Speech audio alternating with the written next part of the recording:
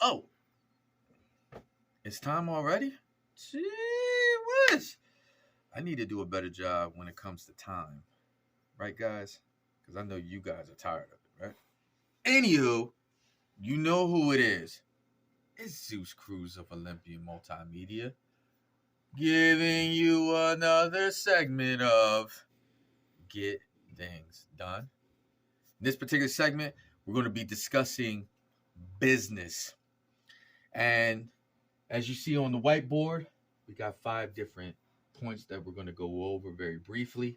But these points can be incorporated in not only dealing with your potential clients and customers, but also internally with the team that you're working with.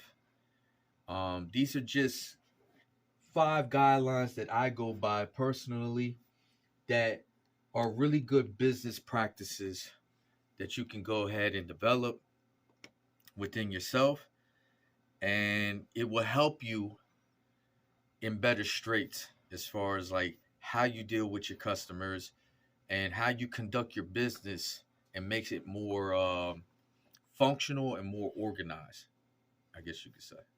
So let's check them out. Let's get right to the first one. Identify your goals. What does that mean? That means plan your agenda based on importance and format it into a reasonable schedule. So basically what that's saying is you definitely don't want to go conducting your business in a way where you're kind of just going through the motions day by day and you don't have really clear cut an agenda or goals or just a way of measuring how you go about doing the things that needs to be done with your business. And in turn, your customers are going to see that as well, because obviously they're coming to you because you have services rendered. They're looking for a certain thing to get done in a certain amount of time.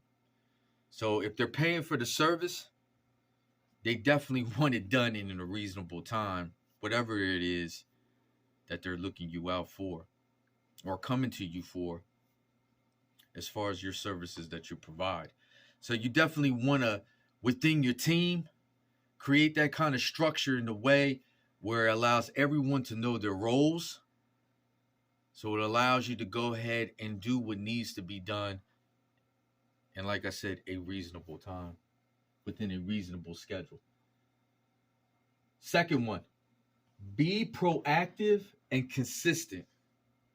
Automate and streamline processes. So again, this just goes right along with step number 1 of identifying your goals. If you identify your goals, you're obviously going to create this consistency with you. Again, everyone knows their roles. Everyone has an understanding of what needs to be done. And again, be proactive and get an understanding of what works good for you within your business with your team. Again, each person within your team has their own strengths, but they also have their limitations. So definitely put them in a way or put them in the position where they can thrive. And in turn, your business is going to be more successful. In turn, customers and clients are going to see that consistency. They're going to see the organization within your business to know that everyone has their role. That puts them, their guard down a little bit, so to speak. It makes them feel more appreciative, I guess you could say, of knowing that the services that they're using you for and that the end result is going to come with clarity. It's going to come with professionalism. Basically what you could say. So definitely be proactive, be consistent. Our third one, provide value and appreciation. So create options for yourself. So in turn, you can provide variety for your customers. I'm a big fan of options. If you know anything about Olympian Multimedia, you come into the studio, you notice we got a plethora of options when it comes to doing different things. In this particular case, when we're doing different media projects, it's so much more better for your team and for your business if you allow yourself a little bit of that leeway where you have the options, so that if the first thing doesn't work out, first idea doesn't work out, you have a second one, you have a third one. You could just kind of just move down the line until something works good for you. If you create options for yourself, in turn, you're going to create options for your customers.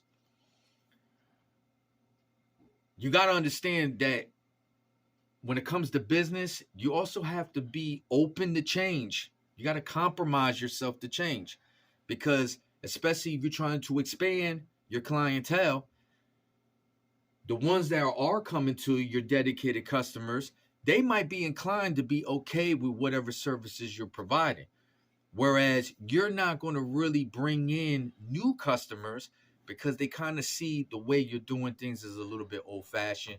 Maybe it's more time consuming, maybe, on the way you're doing things.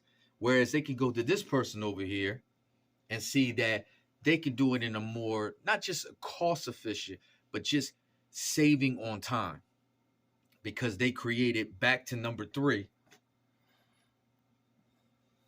or excuse me, back to number two, where they streamline their processes, automated it in a better way, where they can, it's easier functionality and it cuts down on time as far as like getting things done.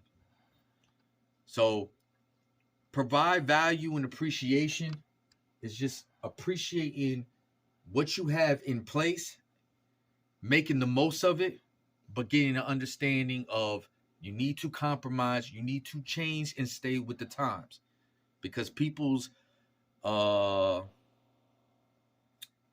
what the customers want is always changing. They're always looking for different things. Their perspective, their thinking on how things should be done are obviously different as well. So you kind of got to streamline your thinking toward that a little bit. But stay true to yourself. So number 4, be authentic and search for improvement. Learn new skills and techniques. Again, this coincides with part 3 about changing and being willing to compromise. Yes, you've been doing it a certain way for a long period of time, and it has worked for you to a certain extent. But again, you shouldn't hold yourself back from learning new things, learning new techniques. There might be a new way to do things that can, again, cut down on time, cut down on resources that's being utilized in your business. If you're willing to learn new things and techniques, again, your customers are going to see that, because now they see that you're thinking outside the box. You're expanding your business to incorporate more than one thing.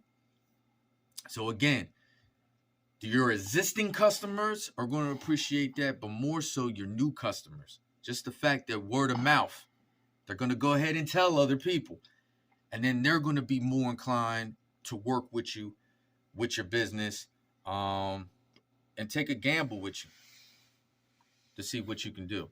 Just for the fact that you are willing to learn new things and incorporate what you learn into your business. And that goes back to just being authentic. Just because you change doesn't mean you can't stay true to yourself and what your business represents. Still keep that as your mantra, your centerpiece when it comes to your business. Change is not a bad thing, especially if you do it in the right way, in a professional way. Don't incorporate so many elements into your business, especially if it's beyond your peripheral. It's beyond what your team can handle. Because then the business is going to suffer, because you're putting too much on your shoulders. And that comes from just wearing out your team to, again, using too many resources. That means your budget expands. You're spending beyond your budget, spending beyond your working capital. In turn, you're not bringing in no revenue, because your customers, again, is going to see this, and they're going to look for other options themselves, right? So that leads us to our 5th one. Seek and embrace feedback. Communicate clearly with your clients. There's no better way of making your business better than talking to your customers and seeing what they want. Yes, it is your business, and you're going to tailor it the way you see fit. But at the same time, what better way of getting a better angling as far as what needs to be improved in your business than actually talking to your customers, talking to your clients? If you want them to keep returning and being your client and customer, I definitely suggest you just seek out and get their feedback and embrace everything they tell you, because not everything is going to be good. It's going to be some bad things they tell you. Also, in turn, you could take the same principle and apply it to your team. Yes, you might be operating the business. You're the boss. But it doesn't hurt you to kind of talk to your team and get an understanding of where things can improve internally, as far as like the overall structure of the business, the work processes, just the way of managing resources and time. There's no better way than just getting that feedback and embracing it. Embrace the criticism, whether it is bad. Embrace it. You're only going to improve if you're willing to open your heart and your mind to it, right? Always look for self-improvement. So that's about it. Guys, I just wanted to give you a few points. Again, this is something that I embrace within myself and with my team here at Olympian Multimedia. I hope these tips can help you out as regards to working with your team, with your business, working with your customers. And I definitely wish you all the blessings as you try to elevate your business, elevate your brand, and continue to be successful. So, yeah. Last but not least, real quick, Merry Christmas to everybody out there. And also a Happy New Year as we're about to go into 2024. I wish you all the blessings in the world. Yes, I do. And that is it. You know who it is. It's Zeus Cruz of Olympian Multimedia. And the only thing left to say is oh, get things done. I'm gonna check you later. Now let me see if I can fix this thing.